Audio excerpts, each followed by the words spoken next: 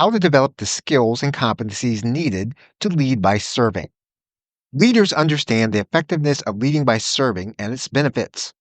Thus, they become interested in how they can adopt this style of leadership, but they may wonder how they can become an effective leader who serves. There are a few steps that those who aspire to become leaders who serve need to consider. First, what are the skills and competencies most common to leaders who serve? Robert Greenleaf included listening, persuasion, intuition, and communication as essential tools for leading by serving.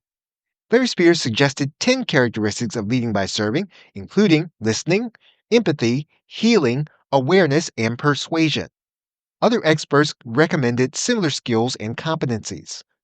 Leaders desirous of becoming leaders who serve will need to assess their current toolkit of skills, determine which ones they like to or are best suited to acquire, and work toward competency in those areas. Leaders decide which traits they'd like to master and participate in activities to develop those traits.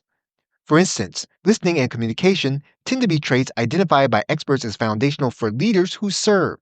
So leaders can expose themselves to opportunities in which they are focused to engage in listening and communicating. Some leaders, for instance, join a local chapter of Toastmasters in order to develop their communication skills. Leaders wishing to improve their listening skills can participate in interactive activities in which listening is an essential component.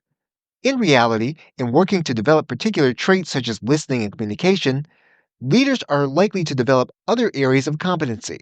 For instance, leaders who are working to become better listeners cannot help but to develop greater empathy in the process. Leaders who wish to develop their weaker skills will have the opportunity to become more competent in those areas. Becoming a better, more mature leader capable of serving others is a logical outgrowth of being able to objectively take stock of one's shortcomings and make adjustments accordingly.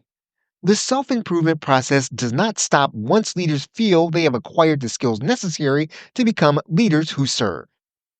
Okay, so with that, thanks, and I will see you in another video.